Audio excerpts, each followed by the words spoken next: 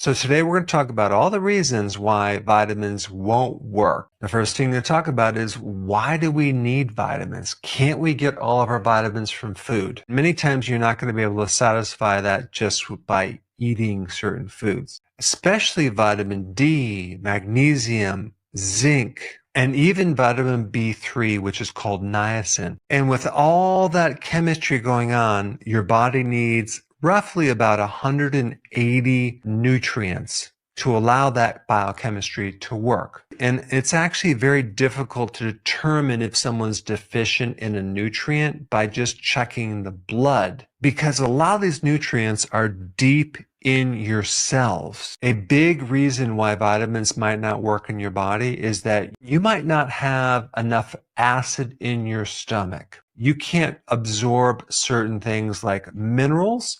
You're going to have a hard time breaking down things with B12, because B12 is usually in meat, and that's locked up with protein. And if there's not enough acid to break down the protein, you don't get absorption of B12. One big clue to know that you don't have enough stomach acid is if you have indigestion, heartburn, too much bacteria in your small intestine. The problem with synthetics is they don't get absorbed like natural ones. The next point I want to bring up is, when you take a vitamin or a mineral as an isolated nutrient, this is very unnatural. It's going to create a problem, because in nature, you never see an isolated nutrient. If you take too much vitamin D, especially in higher amounts, you'll end up with a magnesium deficiency. It's important to know that a lot of these nutrients come in more of a kind of a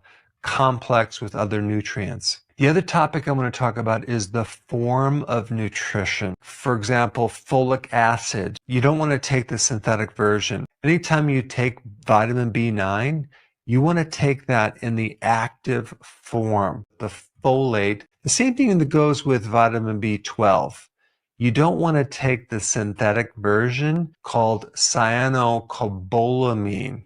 Instead, you want to take methylcobalamin. Why? Because you want to get results. You want something to work better. The next point I want to bring up is thinking you're taking a vitamin like vitamin A, but it's not really. It's the precursor to vitamin A, not retinol. When people say, just eat a lot of carrots or spinach, you couldn't eat the volume of that food to get this very important active version of vitamin A, retinol. The way to get retinol is from egg yolks or cod liver oil, not a supplement. The same thing that goes with omega-3 fatty acids. People have this idea that if you eat walnuts or flaxseed, you're getting your omega-3.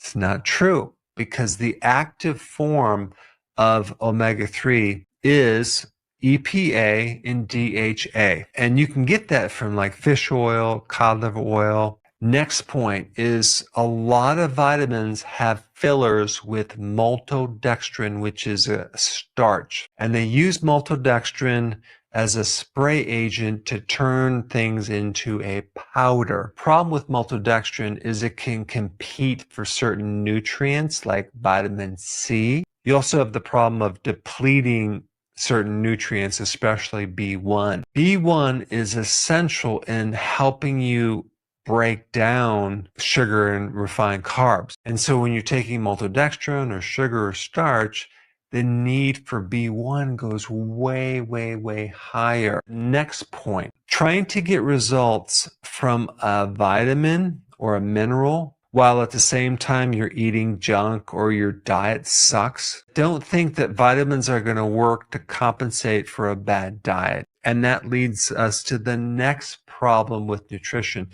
If you are a diabetic or pre-diabetic or have insulin resistance, your ability to absorb nutrients is going to be a lot less. You want to fix the insulin resistance first, or the diabetes, by going on a low-carb diet. And as another side point to that, if you're a smoker, if you drink a lot of alcohol, that's going to kind of nullify the nutrient results. Unless you're giving up smoking or drinking, then it's very important to start taking nutrition. Realize that the absorption is going to be a lot less. The next point I want to bring up is when you read the label on the back of your multivitamin and the first one says calcium carbonate, you're basically taking limestone. Anything that's listed as the first ingredient is usually the majority of what's in that bottle. That's why when you take these multivitamins and they're so heavy, it's like a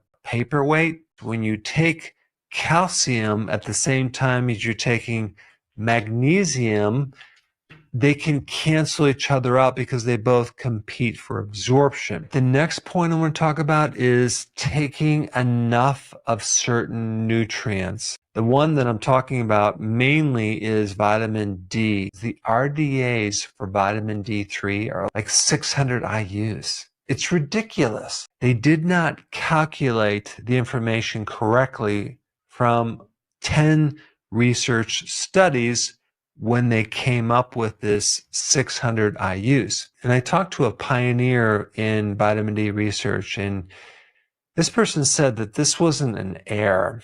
It was an intentional thing that they did to make it sound possibly toxic. I mean, think about it.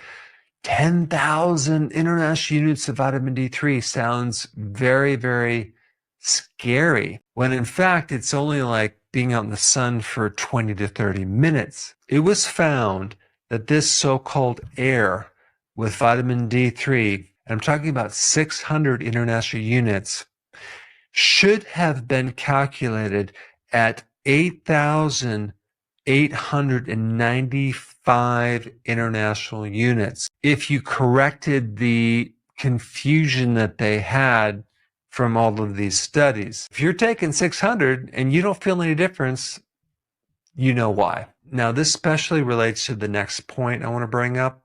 If you have a health problem, let's say, for example, you have some chronic illness or diabetes or whatever, small amounts of any vitamin are not going to create the change. You need therapeutic doses, especially with vitamin D, magnesium, and other nutrients. Like, for example, if you had peripheral neuropathy, the bottom of your feet was numb, tingly because you're diabetic, and those nerves are literally dying. If you took tiny amounts of vitamins, especially like vitamin B1, it's not going to create any difference. To fix peripheral neuropathy from a diabetic situation, you need a special type of B1 that is fat soluble. It's called benfotiamine, and in larger amounts to create an effect. Anytime you're trying to create a therapeutic effect, you're going to need larger amounts of the nutrient. And like I said before, it's going to be very difficult to get that from your diet. You're going to have to use supplements. And this also relates to potassium. If you're looking for a potassium supplement,